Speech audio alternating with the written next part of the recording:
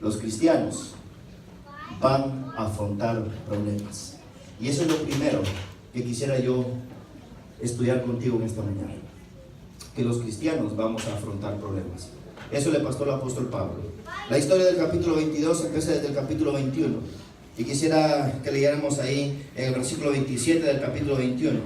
Y el capítulo 21, versículo 27 dice: pero cuando estaban por cumplirse los 7 días, unos judíos de Asia, al verle en el templo, alborotaron a toda la multitud y le echaron mano, dando voces: varones israelitas, ayudad. Este es el hombre que por todas partes enseña a todos contra el pueblo la ley,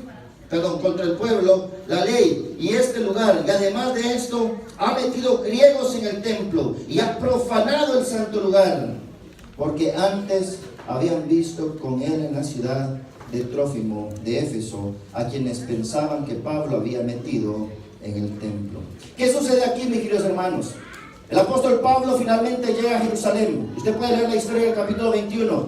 Está en Jerusalén porque quiere ser partícipe de la Pascua. No llega porque la gente en diferentes lugares lo quiere matar. Llega a Jerusalén finalmente. Le dicen: mira, tienes que hacer algo para que los judíos no crean que estás en contra de ellos. Y tienes que hacer un voto. Tienes que hacer diferentes cosas. 4 testigos. Y el apóstol Pablo hace todo eso. Y ahora está en el templo tratando de poder hacer todo lo correcto. Y entonces cuando está ahí se encuentra que unos judíos lo ven allí y le dicen: miren, este es el que anda alborotando al pueblo. Este es el que anda alborotando al pueblo. Y entonces, mis queridos hermanos, nosotros tenemos que entender que por X o Y razón habrán personas que van a hablar en contra tuyo, que te van a criticar por lo que haces o dejas de hacer. Pero si hay algo que tiene que motivar tu vida para que tú sigas adelante, es la convicción que Dios te ha llamado para la obra sagrada de su ministerio.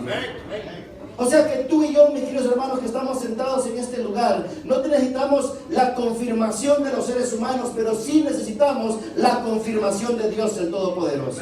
Porque te voy a decir algo, porque no importa si te opones a los seres humanos, cuando te opones a las cosas de Dios, siempre vas a fracasar. Porque Dios siempre va a ganar, porque Dios siempre va a ir adelante. Entonces ten cuidado qué batalla estás peleando, porque si estás peleando contra el Dios Todopoderoso, vas a fracasar. Y como seres humanos, hoy nosotros los que estamos aquí, tenemos que entender, mis queridos hermanos, que necesitamos alinearnos con la voluntad de Dios, para hacer la voluntad de Dios en nuestras vidas. Pero entonces ahora el apóstol Pablo está predicando, él está convencido de que tiene que ir a decirle a los gentiles que hay salvación en Cristo Jesús. Pero hay un grupo de judíos, fariseos, que lo ven y le dicen: no me cuadra esto. No, es que está haciendo cosas que no son correctas. ¿Y qué es lo que está haciendo? Bueno, está predicando, dice, en contra del templo, en contra de la ley y en contra del pueblo escogido. ¿Saben, mis queridos hermanos? Esta misma problemática está en nuestra iglesia ahora. Hay muchos que aman más la ley, que aman más el templo, que aman más el ser pueblo escogido que a Cristo mismo. Y ahora Pablo nos va a enseñar, mis queridos hermanos, cuál es lo fundamental de la vida cristiana. Estos mismos 3 acusaciones que le hacen a Pablo, mis queridos hermanos, podrían ser uno de los principales problemas que hay en nuestras iglesias. Porque hay gente que se enamora del templo, que se enamora de la ley, que se enamora de que somos pueblo escogido. Y no le estoy diciendo que sea malo, pero Pablo encontró, mis queridos hermanos, que hay una verdad mucho más grande que todo eso. Y la verdad mucho más grande que todo eso es tener un encuentro personal con Cristo Jesús. Y cuando Él empieza a hacer cuando Él está enfrente de todo el pueblo, cuando Él está a punto de defenderse, mis queridos hermanos, empieza a decir: miren, yo soy judío. Yo soy judío de judíos, vengo de la tribu de Benjamín, fui educado a los pies de Gamaliel, sé todo lo que significa la ley, pero ¿saben? Encontré una verdad mucho más grande, y esa verdad se llama Cristo Jesús. Porque déjame decirte algo, mi querido amigo, hermano, ni el templo, ni la ley, ni el ser un pueblo escogido puede satisfacer la necesidad más íntima que hay en tu corazón. Amén. Solo Jesús puede satisfacer esa necesidad. Y hay algunos de nosotros que encubrimos esa necesidad con nuestro mal humor, con nuestro mal carácter. Hay algunos de nosotros que por no tener esa relación no podemos entender plenamente lo que es el Evangelio. Y queremos que otras personas puedan tener el Evangelio de la forma como yo la tengo. ¿Lo saben, mis queridos hermanos? El apóstol Pablo nos dice en esta historia que la única forma de entender el Evangelio es cuando tenemos ese encuentro personal con nuestro Maestro. Y él dice, desde esa vez, yo entendí que es lo más importante. Pero entonces recuerda, mi querido hermano, que los cristianos vamos a padecer ataques personales. Nos toca. A veces nos va a tocar desde la iglesia. A Pablo le tocó desde la iglesia. ¿Quiénes eran los que más atacaron al apóstol Pablo? Los judíos, los amantes de la ley, los amantes de las reglas. Pero a veces te va a tocar por gente de afuera, que te va a calumniar, que te va a decir, ¿verdad? Y te llamas cristiano y esto y lo otro. A veces te va a tocar desde tu propia familia, tu esposo, tu esposa que no viene a la iglesia. Te va a criticar por lo que haces y te va a decir, ay, ahí va el diácono. Sí, qué bonito, ¿verdad? Qué boquita la que tiene el anciano. Ah, qué boquita la que tiene el diácono. A veces vas a recibir críticas, mis queridos hermanos, de los miembros de la iglesia. Oh, ahí va la hermana y miren, allá la hermana, allá en la iglesia, amén, amén, y aquí cómo me tratan. A veces vas a recibir la crítica desde tu hogar. Pero déjame decirte otra vez lo que te dije al principio. La única afirmación que necesitas es la afirmación de Dios. El único que puede darte propósito para seguir adelante es el Dios Todopoderoso. Y si tú encuentras esa afirmación de Dios, sigue adelante en el camino que Dios ha puesto para ti. Y entonces, mis queridos hermanos, debemos de entender que Dios es el agente liberador de su pueblo. ¿Okay? Dios es el agente liberador de su pueblo. Dios puede usar esfuerzos personales, puede ayudarte con alguna persona diferente, puede darte coraje especial o sobrenatural, pero el único que libera a su pueblo es Dios. Cómo lo haga es una cosa distinta, pero el único que puede liberar a su pueblo es Dios. Mi querido hermano y amigo, si estás sufriendo el ataque de alguien, estás sufriendo el ataque personal de alguien, recuerda que Dios es tu libertador. No temas, pueblo de Israel, porque somos hijos de Dios. No temas, porque Dios está contigo. Recuerda que tú eres un hijo del Señor. Y entonces el apóstol Pablo, mis queridos hermanos, nos recuerda que hay personas que van a tener acusaciones y malas interpretaciones mal fundadas, pero deciden seguir esas acusaciones y malas interpretaciones en lugar de tener una relación con la persona. ¿Por qué? Porque el enemigo sabe y entiende, mis queridos hermanos, que mientras sigamos con las malas interpretaciones contra las acusaciones, seguiremos estando divididos y no cumpliremos el propósito de Dios para su iglesia. Y como hablábamos hoy en esta mañana en la escuela sabática, mis queridos hermanos, la única forma de estar unidos es cuando tengamos la experiencia personal con el Espíritu Santo. Tú necesitas esa experiencia personal. Yo necesito esa experiencia personal. Todos necesitamos tener esa experiencia personal. Pero, mis queridos hermanos, la historia se vuelve más interesante. En el capítulo 21, mis queridos hermanos, tenemos que el apóstol Pablo fue advertido 2 veces que no fuera a Jerusalén. Ahora le digo yo y le pregunto a usted, si a usted le advierten que no vaya a Jerusalén porque lo van a atacar, ¿qué hace usted? No ir. ¿Y qué hizo el apóstol Pablo? Decidió ir. ¿Por qué, mis queridos hermanos? Porque el apóstol Pablo quiere enseñarnos, mis queridos hermanos, que las advertencias del Espíritu Santo no son para pararnos, sino para asegurarnos la presencia divina en medio de las dificultades. Las advertencias del Espíritu Santo, mis queridos hermanos, no son para quedarnos estáticos, no es para decir ya no voy a hacer nada, no, es para decir voy a avanzar porque Dios va a estar conmigo en medio de esa tribulación. Dios va a estar conmigo en medio de ese problema. Dios va a estar conmigo mientras mis hijos siguen sufriendo. Dios va a estar conmigo mientras paso por esa desgracia. Dios va a estar conmigo en medio de todo eso. Las advertencias del Espíritu Santo eran únicamente, mis queridos hermanos, para asegurarle a Pablo de que Dios iba a estar con él todo el tiempo. Las advertencias del Espíritu Santo de que vamos a tener problemas, de que vamos a sufrir, es solo únicamente para decirte que Dios va a estar contigo. Así que, pueblo querido, sigamos avanzando, sigamos marchando, sigamos caminando, porque Dios va a estar con nosotros en cada momento. Cada advertencia está destinada para prepararnos no para detenernos. Y eso lo tenemos que tener en nuestra mente. Pero, mis queridos hermanos, también hay algo que nosotros encontramos ahí en la historia del apóstol Pablo. Yo voy rápido porque ustedes saben que hoy vamos a tener los nombramientos y no voy a leer toda la historia, pero usted puede leer la historia en el capítulo 21 y en el capítulo 22 para corroborar lo que yo le estoy diciendo. Pero resulta ser que estos judíos empezaron a armar un alboroto. Armaron un alboroto allí para agarrar al apóstol Pablo. En algunas partes de la palabra de Dios dice que si Dios no hubiera intervenido, lo hubieran matado. Porque eso es lo que pasa cuando tenemos los ojos puestos en cosas equivocadas. En lugar de amar a las personas, les queremos hacer daño. En lugar de restaurar a los que están caídos, en lugar de limar las asperezas, queremos dañarlos. ¿Sí? Cuando no tenemos el Espíritu Santo de Dios, mis queridos hermanos, eso es lo que hacemos.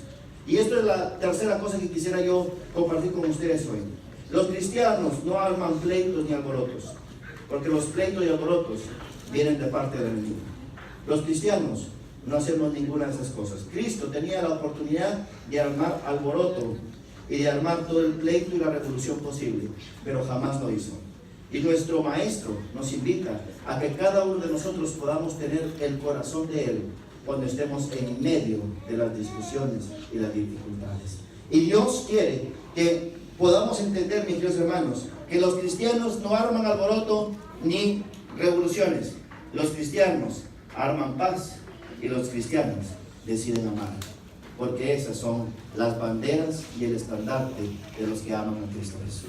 Entonces ahora tú y yo tenemos la posibilidad de decidir qué es lo que queremos hacer. ¿Queremos armar pleito y revoluciones o queremos amar amor y amar paz en nuestra iglesia? Que Dios nos ayude para que podamos ser verdaderos cristianos y podamos avanzar en el camino que Jesucristo ha puesto sobre cada uno de nosotros. Pero entonces, ¿para qué están los cristianos? Los cristianos no están para armar pleitos ni revoluciones. Los cristianos estamos acá para representar el carácter de Cristo Jesús. Ahora, miren lo diferente que actúa el apóstol Pablo. El apóstol Pablo está por ser encarcelado, por ser golpeado. Es más, la vida del apóstol Pablo es una de las vidas más sufridas. Lo apedrearon, lo golpearon, casi se muere en un barco, pero todavía sigue firme a la convicción de que Dios lo llamó a predicar el Evangelio. Yo me pregunto cuántos de nosotros en la primera apedreada dejaríamos de predicar el Evangelio. ¿Cuántos de nosotros en la primera dificultad ya no predicaríamos más?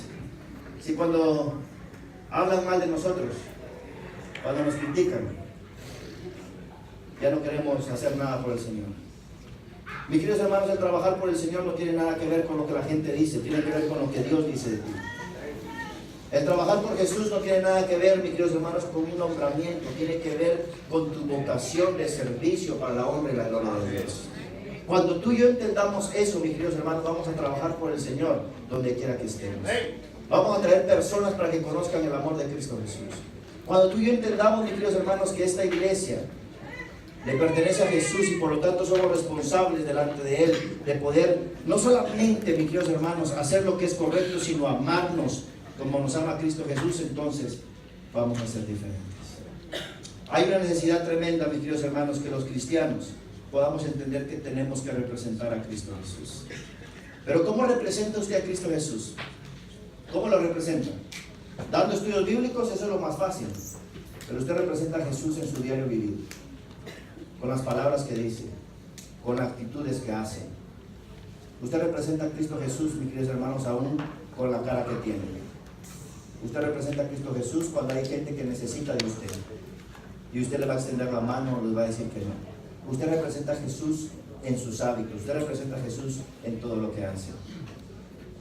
Enseñar a la gente de la Biblia, mis queridos hermanos, eso es fácil. Enseñarle a la gente cómo la Biblia se aplica en mi vida es lo más difícil. Y ese es el llamado de Jesús para cada uno de nosotros.